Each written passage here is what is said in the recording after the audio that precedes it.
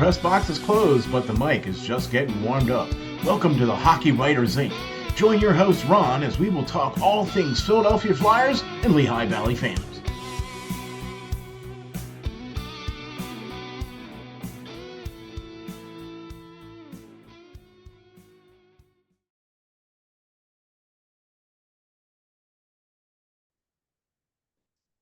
Ladies and gentlemen, welcome to the next episode of the Hockey Writers Inc. Hey, I'm your host, Ron SteelFlyers, and man, I'll tell you what, we got a very, very special guest sitting in here with us on the show today. That's right, folks. We brought in a writer. Hey, what do you know? Gosh, how about that? And oh my gosh, man, he posted out his latest article, which you can go check out on the hockeywriters.com or hockeyhotstove.com. Check that out, right? And check out his latest article about the entire league rebuild and their rankings of where each team is in their rebuild, right? And well, y'all realize that the Flyers are doing a rebuild, right? And they're what, 3 years deep into theirs now. And we've gotten a new general manager, we've gotten new ownership, and we've gotten a new coach. And now we're going to sit down and talk to the special guest that we have in here for you tonight, folks. That's right, Mike Fink from the hockeywriter.com. How you doing, Mike? Thank you very much for hopping on, brother. I'm doing good. That was quite the intro. I'm not used to all the extracurriculars there, but yeah, it's great to be on. I feel like this was a few months in the making. Glad that we're finally able to be together for a podcast, and hopefully I agree. we'll be around for more of them. So I been hope so great too. chatting with you. Yeah, man, I hope so too. Got to meet Mike at one of the games that we were both covering for the Phantoms. Seeing him at some of the Phantoms games, and then saw him for some of the semifinal games there for the Frozen Four, and then the playoff games between the Phantoms and the Bears, and got to see him there in Hershey, and then got to see him down there in Allentown. So we kind of hit it off, and we both kind of have some of the similar things here. So you'll kind of see as things go along here, but we're going to have Mike on again for sure, for sure. So thank you very much, Mike, for hopping on, and thank you very much for writing that article. And I know it was like this huge conglomeration of folks. So who all contributed to that article that you did? And it's the rebuild rankings is what we're talking about here. Yeah, so it's the Rebuild Rankings. This is the 6th edition of this, or my third year doing the Rebuild Rankings. Every year it gets bigger because fortunately I know more people in the NHL and hockey circles. This edition, I think the big difference between this one and the other ones is that first of all there are more people I reached out to, and second there are more people who I asked questions about, who I reached out to about teams they don't cover or teams they're not a fan of or rooting for, because you cover a certain team, you're going to have this bias, no matter what, whether it's over the top fandom or a little bit of cynicism. So I was the person that would try to balance things out, but now I had over 25 writers I reached out to Wow. through whether it's the Hockey Writers or Hockey Hot Stove, the two sites I write for, or through other sites that are uh, around in the hockey world, but a lot of them who cover not just specific teams, but other teams, when I ask them about some of the rebuild teams, like what they think about them or what's the outsider perspective on them. And that's kind of, with everyone's opinions, it kind of put together this ranking of the 12 rebuilding teams, and where each one stands, where each one is in their rebuild, and which ones are closest to contending. Right. One quick thing is that Hockey Hot Stove's releasing the 1 through 12. They're in the middle of that, so you're gonna see some of the teams uh come out this week and next week where they stand 1 through 12. The Hockey Writers just released theirs with the 12, but in different categories, and put them into different Right, right, areas. right.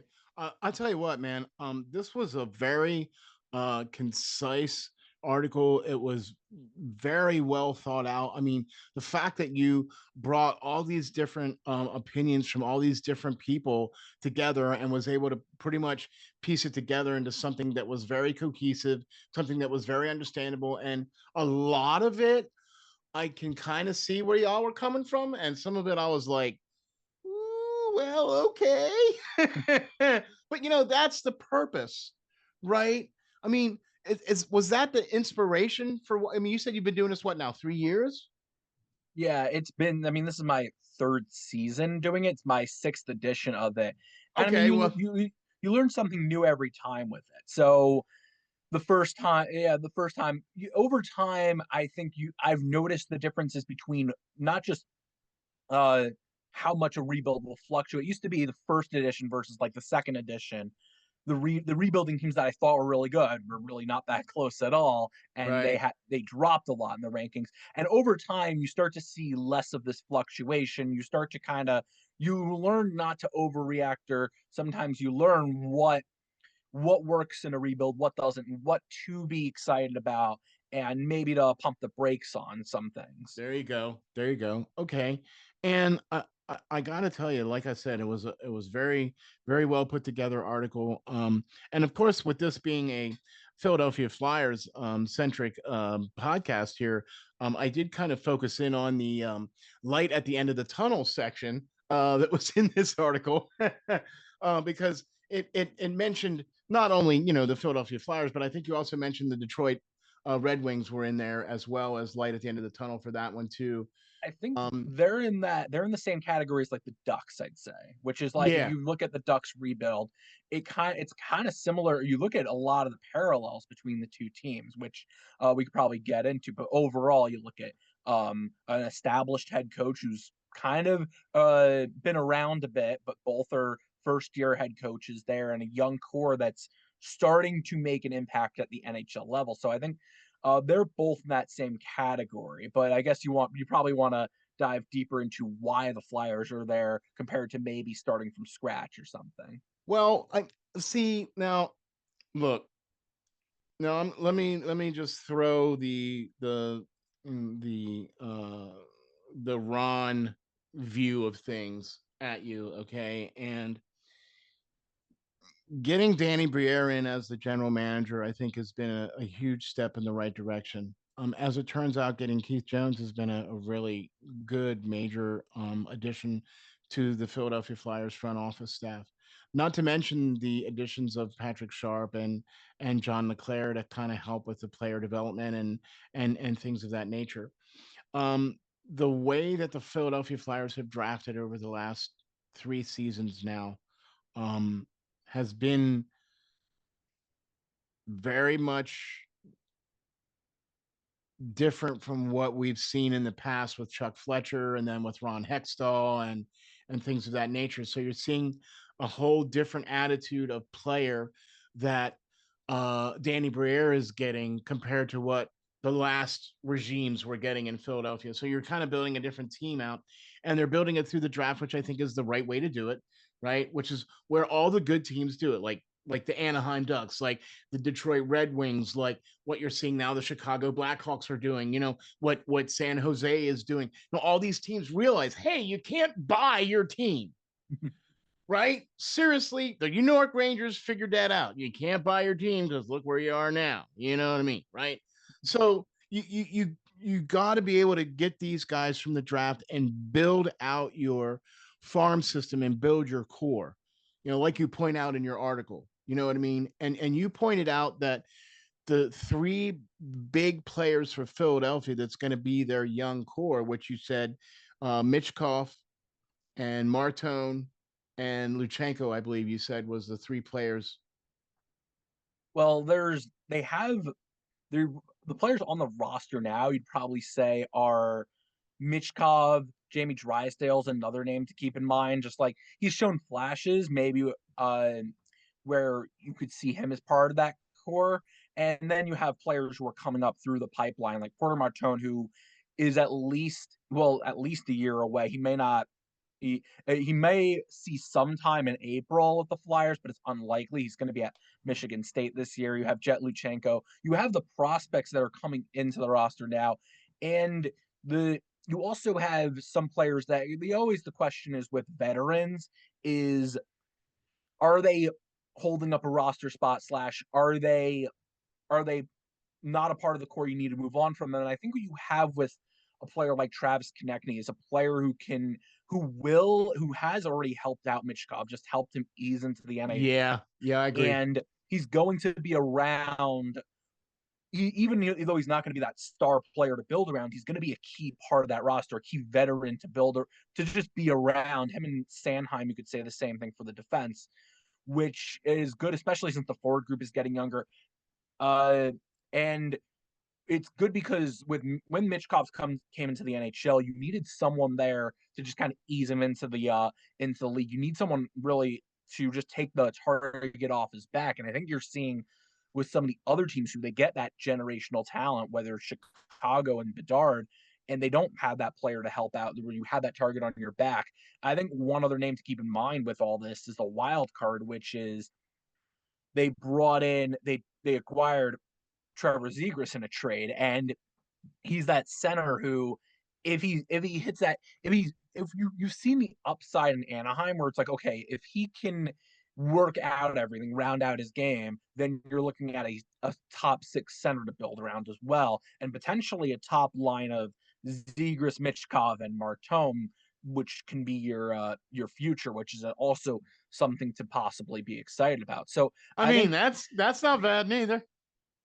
yeah, so like you see the pieces coming together. This is why they're in this category where they're not starting from scratch. You see all the pieces coming together here. Now it's about what you do next if you're the Flyers, and I think that's why there's a lot of optimism with what's been going on. Briere has taken a patient approach, whether that's been good or whether it's been liked or not is debate on its own. But he hasn't taken that gamble yet, where he's basically played it safe. He's drafted, I think, with a little more risk than I think other GMs do, because a lot of GMs will try to get on base with their quote baseball terms. They'll try to get on base, and Yeah, he's had no problem trying to take that home run swing. So I think Mitchkov's a home run where it's he like, was yeah, a you home got run swing all day. Yeah, yeah, and you're getting a player, and always the players who are coming from overseas, especially from Russia, there's always that unknown about how their skills are going to translate slash when they're going to come over, but that pick paid off, and a lot of the picks you're seeing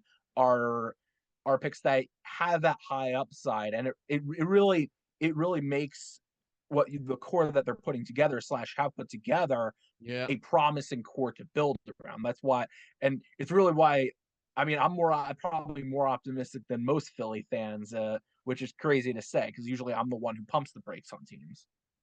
Well, I got to be honest with you, man. With all the things that you've pointed out, it's things that I've been talking about for quite a while. Is you're finally starting to see these young core players come in that have been drafted are now starting to take that step where you're going to start to see the bumps. You're going to start to see the bonks. You're going to start to see some of these guys taking that next step.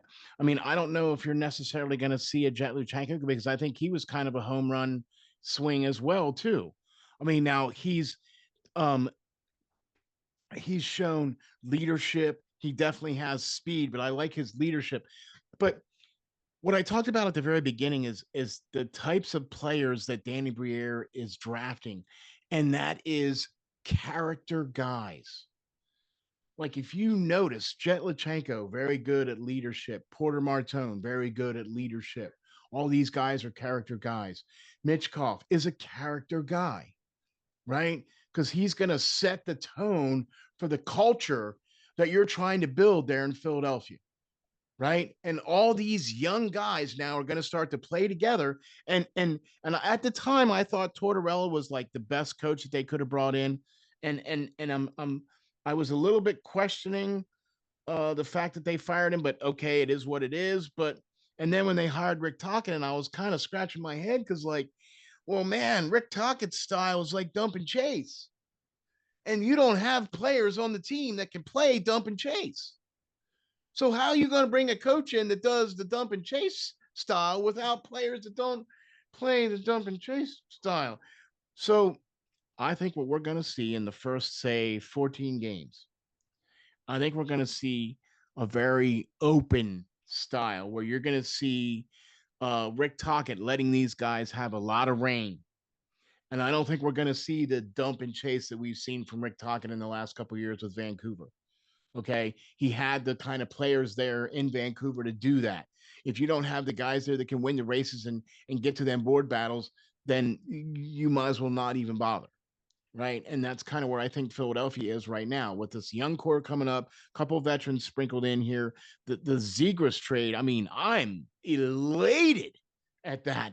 Like, okay, look, you got Cam York, Jamie Drysdale, and Zegras.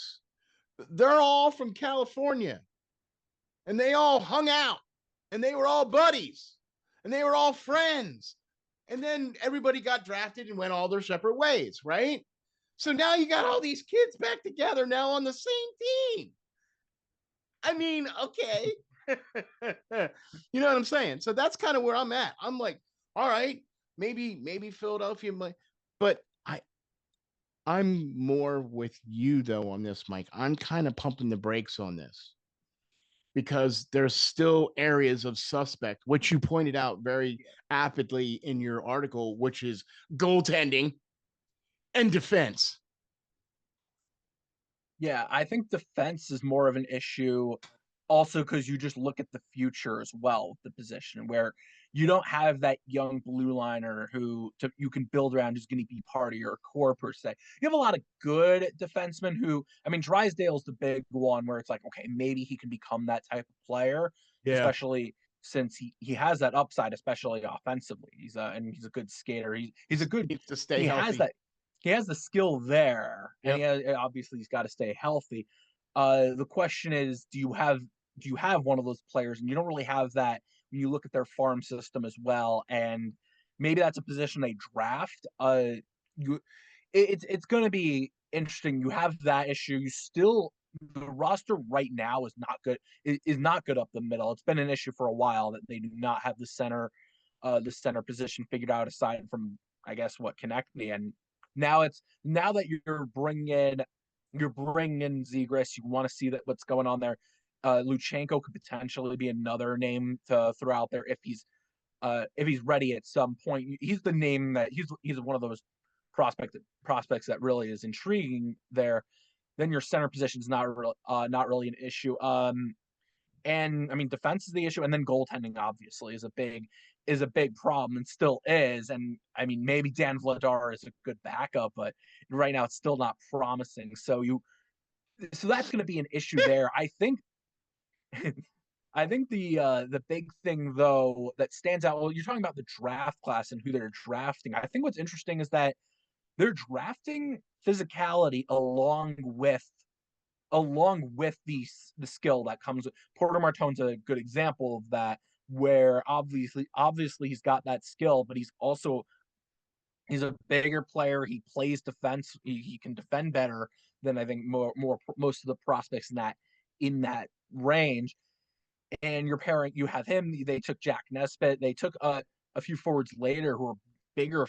It was size, and they're building a forward. You could build from the forward group down, and if that forward group can defend, it makes up for a lot of the issues.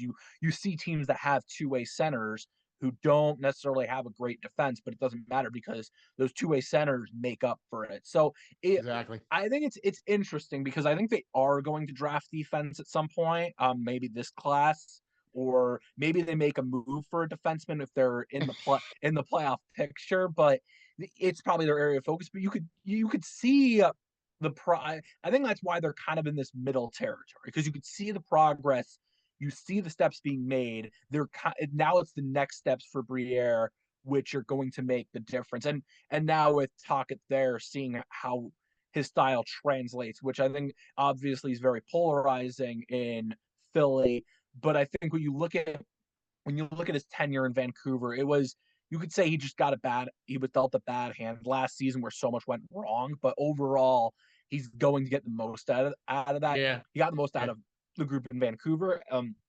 especially that second season there, the first full season. So and he's gonna run a balanced type of team. So I think that's where you stand when you look at Philly and where they Yep. are as a rebuilding team Yeah. for those reasons. Yeah.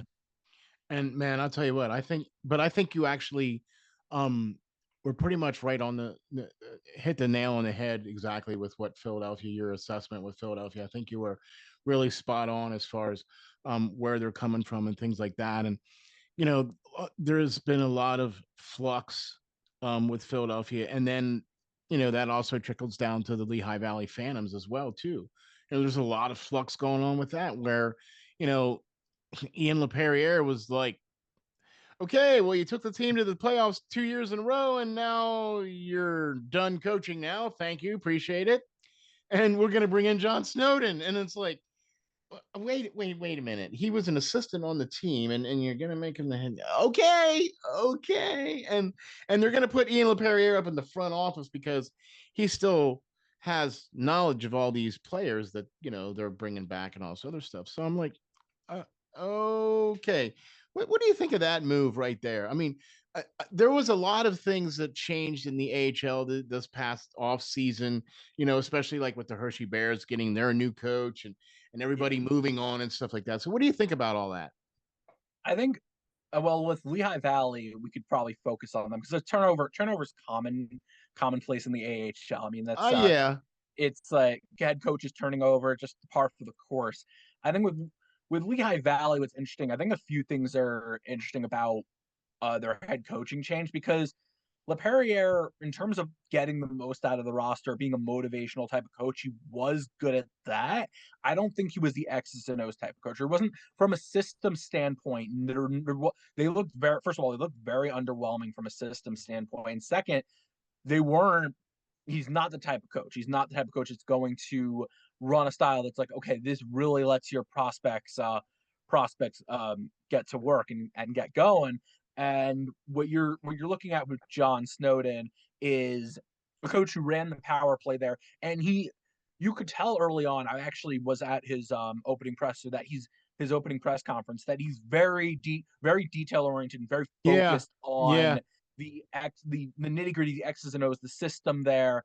And I think what's interesting is that you're going to see Lehigh Valley, you're going to see them play with a lot more speed this season, but a lot more Yes. puck movement. And Yes. it's going to help players like Alex Bump, who I could see probably starting the season out in Lehigh Valley. A lot of people are higher on Bump than they are on other prospects.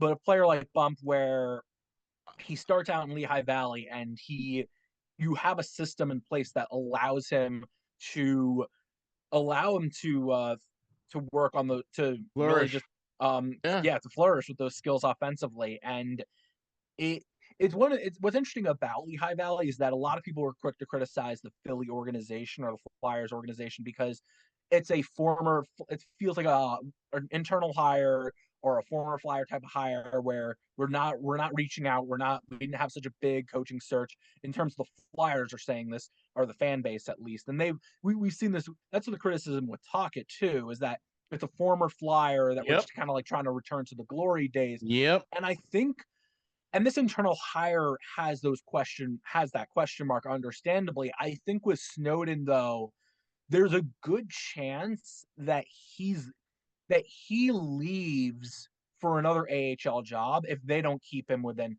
house. It's one of those situations where you want to make sure you have that coach in your system or you want to make him the head coach, and you're willing to get rid of your head coach because he's that type of head coach where he could be a really good, really great one. You can tell there's something there. He's younger. He's 42. There's the risks of him going from assistant to head coach. Good, classic good cop to bad cop type of situation. At the same time, there's a good chance that if he's not the head coach, he's gone, and then uh you lose a great coach in your system, and you don't want that to happen. So Yeah. I think the hire, it's a good hire. I don't. There's a few things I'll wait until the season begins to see really what Snowden is like as a head coach, but it works well. Especially, it's going to work well with the prospects that they're going to come. they should be able to come into Tocchet's system and just be ready from day one, which I think is what you want. You want See, from them. and that's, you said the key phrase right there, and that's kind of what I wanted to bring up, and that's why I asked you this question, and that's this. For the first time in a long time, the Flyers organization have come out and said that the Lehigh Valley Phantoms are going to play the same system that the Philadelphia Flyers are going to play. Go figure.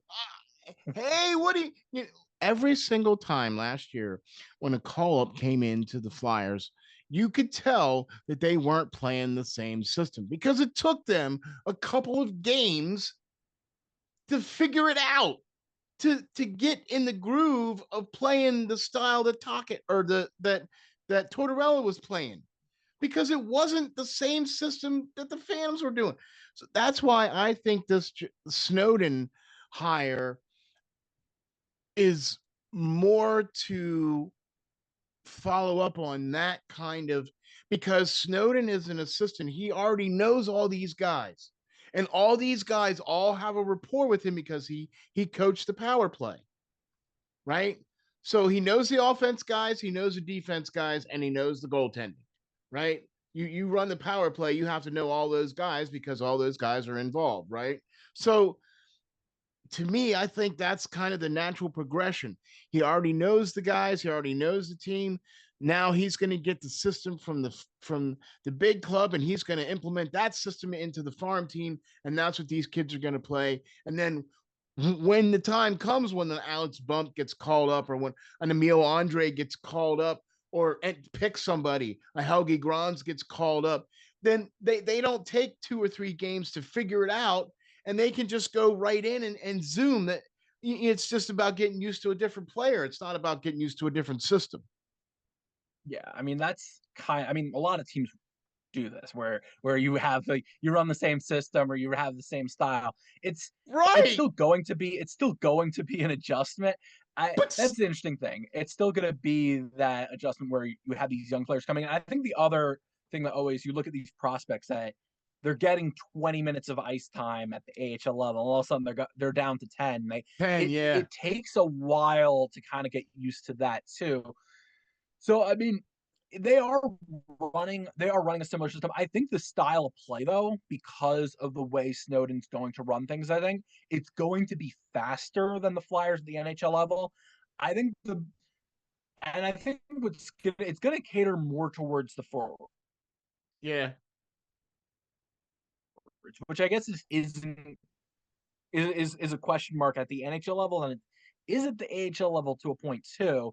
So it's going to be interesting to see that part of that part of their development, how that Yeah. plays in with all this. But yeah, overall,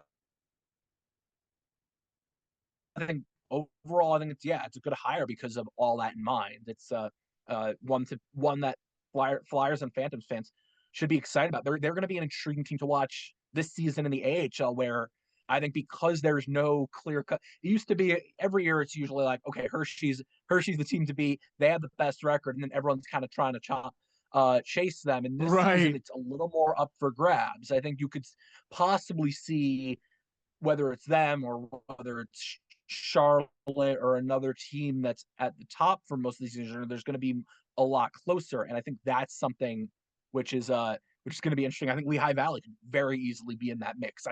To add that they were showing a lot of promise at the end of last season. They looked I like a agree. better team at the end of last season than towards the beginning of the season. No, I And agree. I think you could see that translating Yeah. from early on with this group. I agree with you 100%. And I think that is a pretty spot on assessment as far as that's concerned. And you're right. I think Snowden is going to kind of have it's going to be the same system. It's just going to be run a little faster. It's just going to have a little bit of a different twist on it, just because it's going to be Snowden running it instead of Tocchet. You know what I mean? It's just going to be him doing the system, his interpretation of the system. You know what I mean? But it's still refreshing to see that they're going to be running the same system, the same kind of concepts and stuff that they're going to be running with the Flyers are going to be running down with the Phantoms. So that's the thing that I'm really looking forward to this year. I too agree that we're going to see a faster, more forward based style of play with the Phantoms. I think you're going to see guys like Richard, or if you're going to see Lachenko start out there, I think you're going to see the team focus and feature those players, because why not? They're good, they're fast, they deserve it. So we'll see how that's all going to work out, and with all the parity and everything that's happened in the HL, like you said, who knows? It's going to be up for grabs. You know what I mean? So Yeah, all good, I man. agree. All good. I think by the way, my Wi-Fi was cutting out there. So Yeah, you in kind case of there's an zoomed in and out a little bit.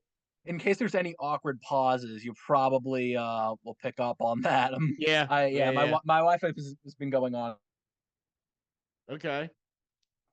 enough, Uh-oh. so I probably heard half the words you're saying. So I Oh, just heard yeah, but I think what you're talking about with the team that yeah, it's gonna be an exciting one to see. I think for sure. I mean last season I wasn't so optimistic about them or slash like wasn't so high on Lehigh Valley, and they clicked at the end of last season. I think now you're kind of seeing that now. You could hear me, right? I'm Yeah, yeah, not yeah. like We're good. blanking it. Okay, just want to make sure while you're Yeah, no, you talking, just probably faded in and out a couple times, but we're all good. We're all good. okay. But I this tell you this what, is though, gonna make man. for great audio once this gets No, published. no, but you know what, though? Um, I think we got the point across. I think Yeah. we got the answers to some really good questions, and I think we got a really awesome article, man. You got to go check out Mike Fink over at the hockeywriters.com or the hockeyhotstove.com. Check out his latest article. It's the rebuild assessment and the Re- rebuild rankings, his sixth edition, by the way. So, Mike, why don't you tell the folks where we can find you, where we can get all your great stuff and all your great articles, my man? Yes, so I'm at the Hockey Writers articles called the Rebuild Rankings, which team is closest to contention. It's the 2025-26 edition, so the latest version of it. You can find my work at the Hockey Writers. I write about the NHL, the AHL, pretty much like the big ideas around both those leagues. So me and Ron are gonna meet up probably a few times in Lehigh Valley, along with. I mean, I travel around to Yep. there's 4 cities that I go to: Bridgeport, Hartford, Wilkes-Barre, Lehigh Valley is another one. Hershey, I'll maybe make a few trips up to, but Yeah. you'll find me there, covering the NHL as well. I also recently joined Hockey Hot Stove, which is another site that we talk about the NHL there, and I also host a podcast. Maybe we'll do a home and home where I have you on. We'll see Yeah, man. where I talk. It's called Ice Time. We talk about some of the big ideas there as well. So a lot of the Yeah, focus is on man. these big topics. So Bring it. yeah, it's you can yeah, I'm pretty much always thinking of something, always fun to talk about stuff. So hopefully this is good. I know the audio wasn't great, but at the end with my Wi-Fi, but other We're than that, I okay. think it was Yeah, good. man. It was We're good. fun. All I right. agree. I think this was fun. I think we were able to convey some really good information here, especially. Okay, look, I know that Mike covers the NHL and the AHL, and he covers other teams and everything, but I really wanted to focus in on what he wrote in his article, because I think he was very spot on with his assessment of the Flyers. I think that it touches on exactly what the Flyers need and what's going on with them. There is light at the end of the tunnel. It might not be this year, and that's okay. But the time is coming, and it's coming soon for the Philadelphia Flyers. And I just wanted to bring Mike on because he wrote such a great article. So thank you. That's an interesting point you mentioned that they're not maybe they're maybe not this year, but next year. Is that is the conversation with the Flyers that maybe in a weak Metropolitan Division they could get close to the playoffs or sneak in, but you're looking at next season, but other rebuilding teams, it's maybe 2 or 3 years away, and they're a lot closer than that. So yeah, thanks for joining. Thanks for having me, and Yeah, man. it was fun, and definitely Can't wait to do it talking a again. lot. Yeah, it's good stuff, and glad we were able to deep dive into the Flyers like this. I know. So maybe we can deep dive into something else the next time we get on, right? Yeah. There you go. Yeah, mate. Sounds good. Awesome. Maybe. Well, first of all, I'd like to say big props and thanks to all you folks out there for helping to make the Hockey Writers Inc. a top 10 Philadelphia Flyers centric podcast. Thank you all very much for that. All you have to do is go to any one of your podcasting platforms, type in Hockey Writers Inc., and give us a 5-star rating, and we'd really appreciate that. If you like what we do, please hit the like and subscribe. We would really appreciate that as well. Big thanks to Mike for hopping on and joining us. And also, thank you all folks out there for watching us. And we will catch you all in the next episode of the Hockey Writers Inc.